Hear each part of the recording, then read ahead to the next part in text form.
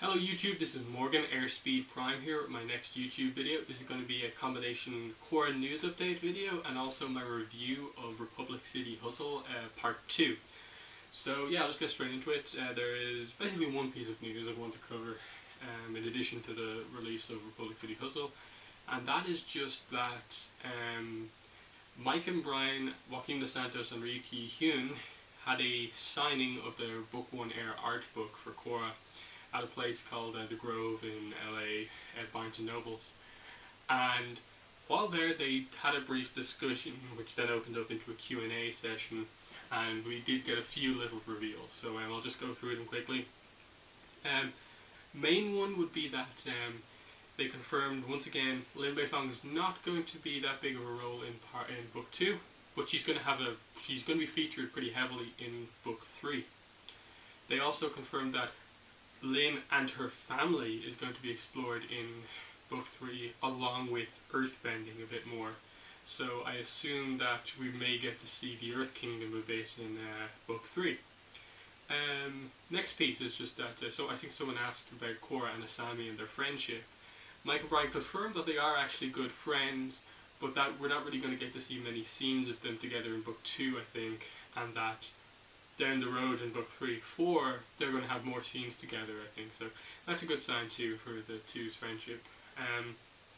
Someone asked about the Equalist subplot. Is that coming back, or is that just over now? And they said that basically it's over. And they kind of just said that it's over. It's not going to be explored in book 2. But I think Brian then said that it's not really coming back, and that the Equalists are still out there, but it's only a small meeting underneath bookshops and stuff like that, so it's not that big of a deal. So more or less, I'd say that the Equalist subplot is over. There's no need for it to come back.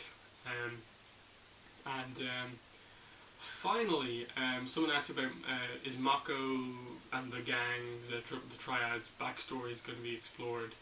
And they basically said that not really in the show, but that Republic City Hustle is about all we're going to get in relation to background stories on the Triads. So that's that. They didn't really say anything else of interest, because they did really stress that they're so hard at work on book 3 and 4 that book 2 to them is almost so far in the past that they're struggling to remember it, which is interesting. But yeah, the second piece of news is that Republic City Hustle Part 2 is out. It came out yesterday evening, so it pretty much confirmed to us that Fridays is when these webcomics or web series are going to be released. So Part 3, the final part of Republic City Hustle, will be out next Friday, more than likely. But anyway, yeah, I'll get into my review / discussion on Republic City Hustle Part 2. I really did enjoy this one. Part 1 I thought was excellent. I was wondering where exactly they were going to go with it, and I really liked what they did in this part. It wasn't a middle part, so it didn't have as much plot, but at the same time it had a lot of character development. Like, I felt like Bolin, just in this just over 3-minute short, got a ton of character development here. Same with Mako, and even Toza got a little bit as well. I just really did enjoy what happened in this,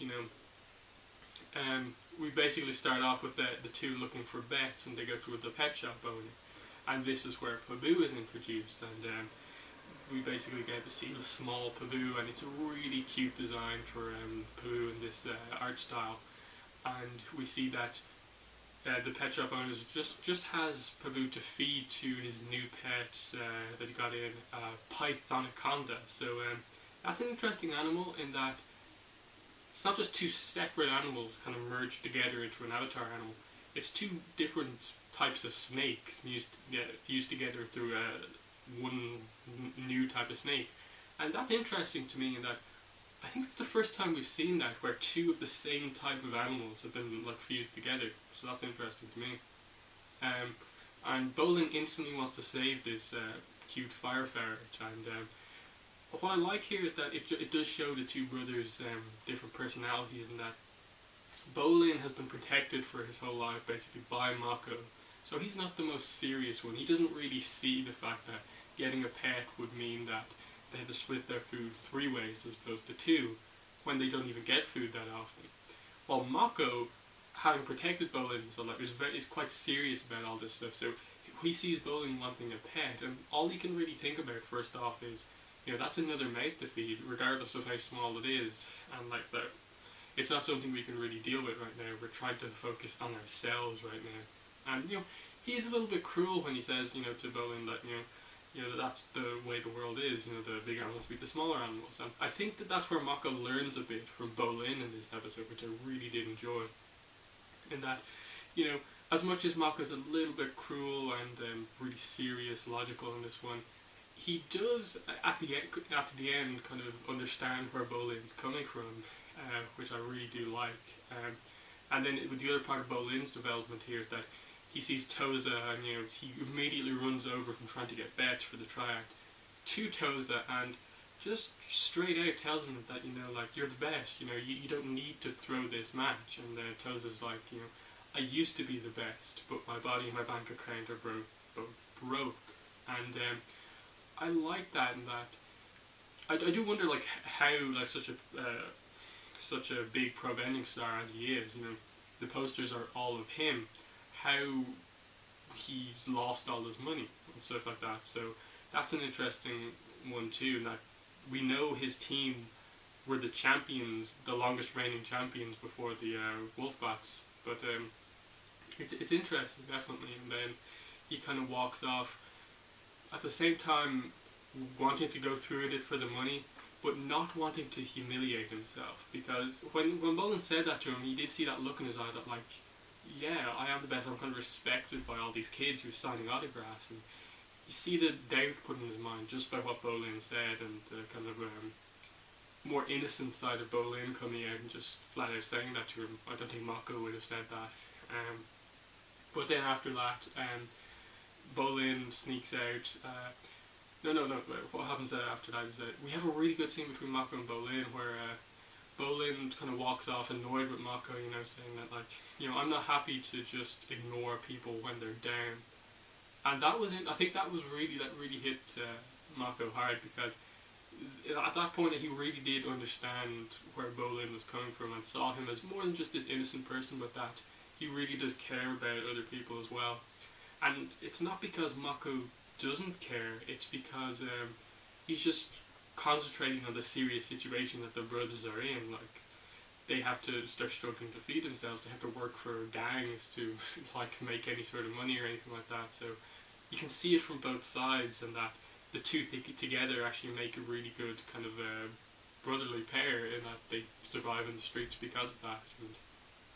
And also then Bolin goes to save Pabu and unlocks Pabu's cage, but as Pabu's kind of walking out, the Python Anaconda attacks Bolin, and that's when Mako comes in and saves his brother, which I thought was interesting, that he immediately follows his brother, I suppose mainly to protect him, but then when he saw Bolin with Pabu, I think he did really at that point understand what Bolin was about, that they couldn't just let this animal be killed by this Python Anaconda, because Bolin did care about it. And Mako had a brief smile when he saw Pabu's kind of cute face, and he's just like, he didn't even say like, fine, we can keep it. It's just like, you're feeding him.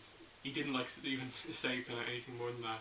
It's fine, but you're feeding him, that sort of way. So I like that he didn't just immediately say no and say okay, fine. He just gave Bolin the responsibility of looking after Pabu, and I like that. So it's a really good development between the two. I think there's still a little bit to come between the two brothers, but I think the main thing for part 3 is obviously they're heading to the pro bending arena, and what exactly happens during this match, because I don't even know, it hasn't been confirmed to be the final of a pro bending tournament. I would assume it would have to be, since they're looking for bets. There's posters up all around the place. If it was just a random match, I don't think it would be that big of a deal made out of it. So this kind of brings up for me a kind of continuity moment in that. How long ago was this? I think I mentioned in my last review that the art book says Bolin found Pabu when he was 14, which means that Mako was 16, which means it was 2 years ago. We know that the Wolfbats in Korra's time go into the Pro Bending tournament as 3-time champions, which means that if this was 2 years ago, that Toza's team is more than likely up against the Wolfbats, which means that Toza has to lose. But whether or not it's him throwing the match or just losing it but going there and fighting is still up in the air. The other thing is that I think Mike and Brian's they weren't quite sure, but they sort of said, was it 4 years ago? They kind of discussing between the two that this thing might be set 4 years ago, where Bolin is 12, Mako's 14, which would mean that it's before the Wolfbats would have won their championship for the first time, which would make sense that maybe Toza could win. So it's not like we know that Toza's going to win or lose this match, his team, because of stuff that we know already. It's actually still up in the air depending on when exactly this is set, which I like, in that we don't know. Like, we know that eventually Toza takes in Mako Bolin into the arena and then he becomes a trainer there. But whether he goes there as champion or goes there losing is up in the air, and then it obviously would lead to Mako and Bolin going away from working for the Triads as well. So the only thing I can think of that for sure has to happen is that Mako either says something to Toza, or what Bolin said really kind of hits home to Toza in the match. And then Shady Shin's going to come back into things. Which was interesting to get it confirmed that Triad that we see in part 1 was actually Shady Shin, with the weird hair, so he definitely changed his style over the years. But yeah, overall really good. I like, for a 3-minute short to have that much discussion and character stuff in it is really impressive. It's really well written, I think. Tim Hedrick is the writer. He did a lot of work on Avatar: The Last Airbender, wrote some really good episodes, and he's now come on board for book 2 of Korra as well. So I think the writing for Korra is going to improve, and definitely, these are really impressive for 3-minute shorts. So that's my review. I'm really enjoying Republic City Hustle. Can't wait for part 3 next Friday. So thanks for watching this video, and bye.